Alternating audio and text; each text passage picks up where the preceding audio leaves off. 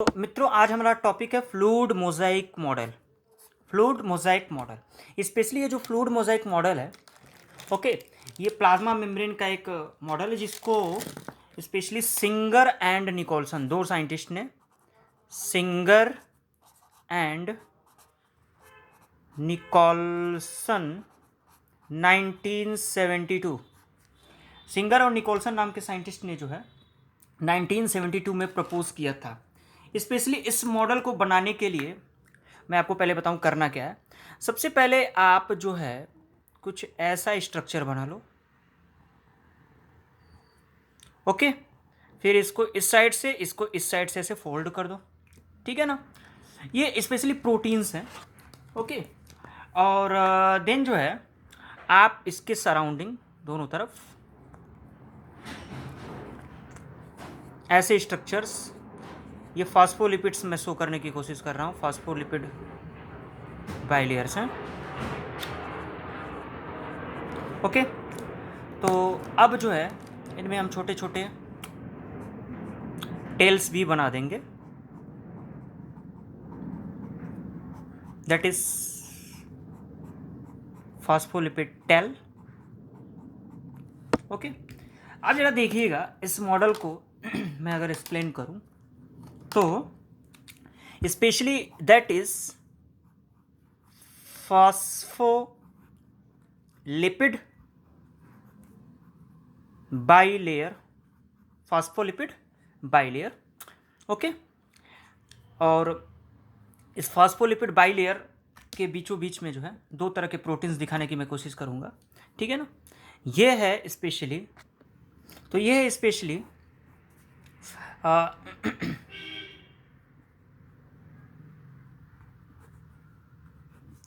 Integral protein, integral protein और internal या इसको एंट्रिंसिक,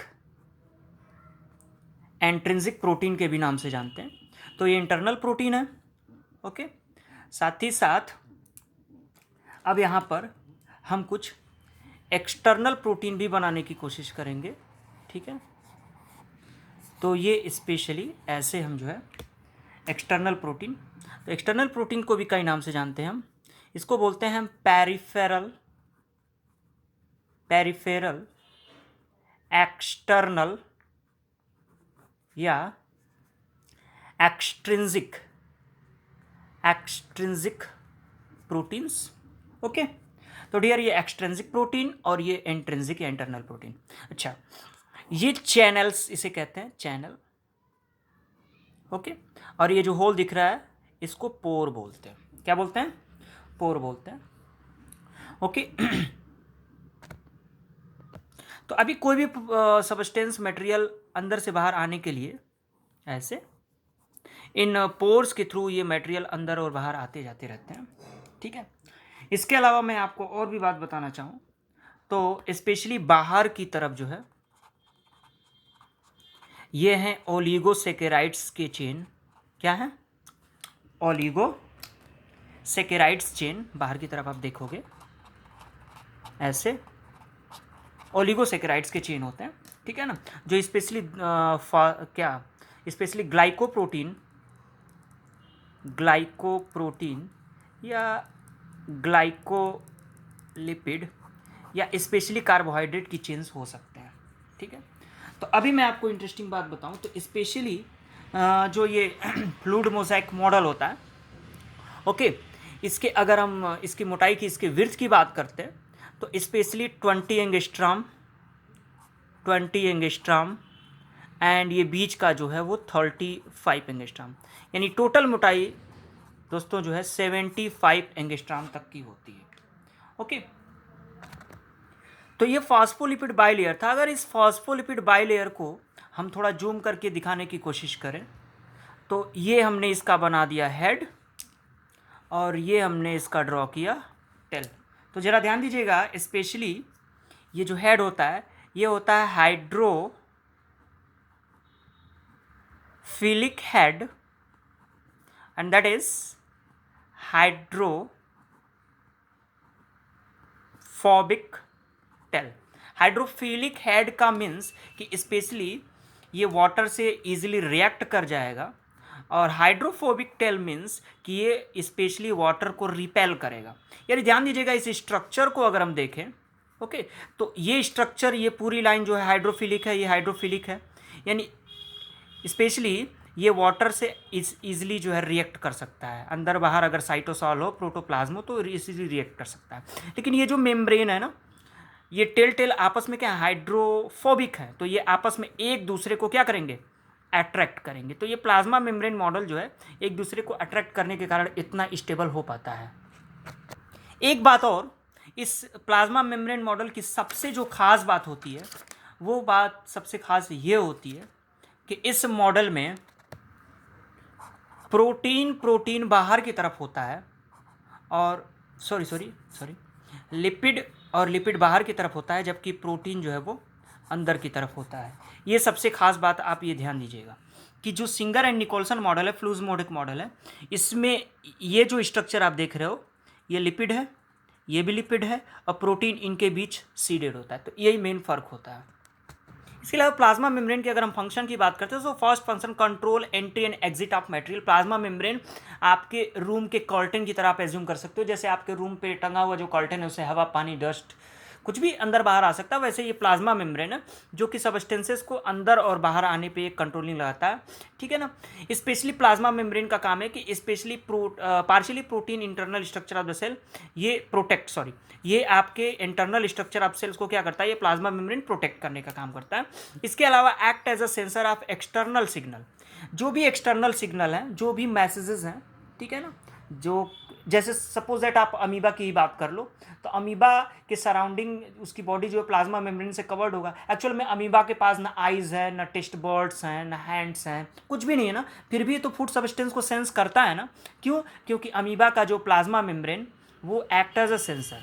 तो बहुत सारे सेल्स में ये जो प्लाज्मा मेम्ब्रेन है वो सेंसर की तरह वर्क करता है।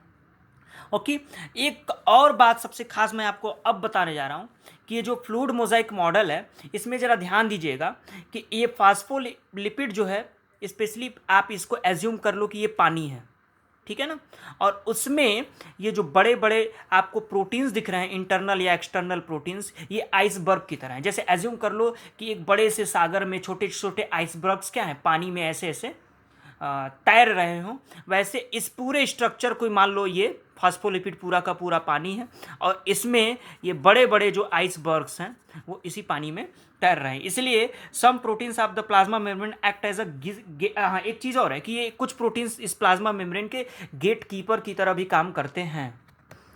इसके अलावा प्लाज्मा मेम्ब्रेन के कुछ और भी वर्क हो सकते हैं, जैसे work as a limiting barrier. ये प्लाज्मा मेम्ब्रेन एक लिमिटिंग बैरियर की तरह वर्क कर सकता है। प्रोवाइड परमेबिलिटी प्रोवाइड करता है, चीज़ों को अंदर बाहर आने में ये हेल्प करेगा। साथ ही साथ to maintain a constant internal environment, साथ ही साथ सेल का जो इन्वायरमेंट है, इंटरनल इन्वायरमेंट है, इसको बैलेंस कर पाने का भी ये काम करता है। तो इस प्रकार मैंने आपको प्लाज्मा मेम्ब्रेन अभी बताया। अभी दो पार्ट और बताता हूँ दोस्तों। प्लाज्मा मेम्ब्रेन के स्पेशली 3 मॉडल मैंने आपको बताया था। पहला था फ्लूइड मोज़ाइक मॉडल, दूसरा मैं बताने जा रहा हूँ यूनिट मेम्ब्रेन मॉडल, और तीसरा जो होगा वो होगा स्पेशली सैंडविच मॉडल। तो अभी मैंने आपको फ्लूइड मोज़ाइक मॉडल बताया जो क्लास 9th का टॉपिक है। अभी थोड़ा सा डिटेल करते हैं हम। यूनिट मेम्ब्रेन मॉडल को रॉबर्टसन नाम के साइंटिस्ट ने प्रपोज किया था। यूनिट मेम्ब्रेन मॉडल में हमेशा याद रखिएगा, थोड़ा सा बस यही फर्क होता है कि प्रोटीन बाहर की तरफ होगा और लिपिड अंदर की तरफ होगा। ये याद रखिएगा, ये इसका स्ट्रक्चर है, ये प्रोटीन है, ये भी प्रोटीन है, और साथ ही साथ ये अंदर की तरफ धसे हुए ये लिपिड मॉलिक्यूल्स हैं, फास्फोलिपिड्स हैं। इसकी भी जो विड्थ होती है वो लगभग 75 एंगस्ट्रॉम होती है। मतलब कि unit membrane model fluid mosaic model से क्यों अलग है, क्योंकि इसमें यूनिट मेम्ब्रेन मॉडल में प्रोटीन बाहर की तरफ और लिपिड क्या होगा, अंदर की तरफ होगा। और सबसे लास्ट मॉडल है सैंडविच मॉडल, जिसको डैनियल एंड डेवसन ने 1935 में प्रपोज किया था।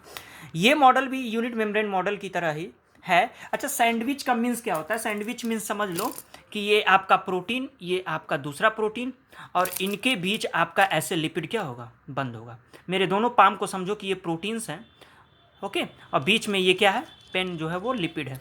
ठीक ऐसे सैंडविच आपने खाया भी होगा। तो सैंडविच मॉडल भी ऐसा ही है। ये प्रोटीन्स के बड़े बड़े ग्लोबुलर्स हैं जो बाहर की तरफ हैं और अंदर की तरफ लिपिड के मेम्ब्रेन है। इसकी भी मोटाई 75 एंगस्ट्रॉम होती है। तो सैंडविच मॉडल प्लाज्मा मेम्ब्रेन का तीसरा मॉडल है जिसको डैनिली एंड डेप्सन ने 1935 में प्रपोज किया था।